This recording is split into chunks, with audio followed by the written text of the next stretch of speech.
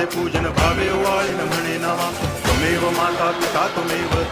बंधुश्च सखा त्वमेव विद्या करुणं त्वमेव सर्वं मम देव कायेन वाचा मनसेन्द्रियैर्वा बुद्ध्यात्मना वा प्रकृति स्वभावात् करोमि यद्यत् सकलं परस्मै नारायणाय समर्पयामि अच्युतं केशवं रामनारायणं कृष्णदामोदरं वासुदेवं हरि श्रीधरं माधवं गोपिकावल्लभं जानकीनायकं रामचन्द्रं भजे हरे राम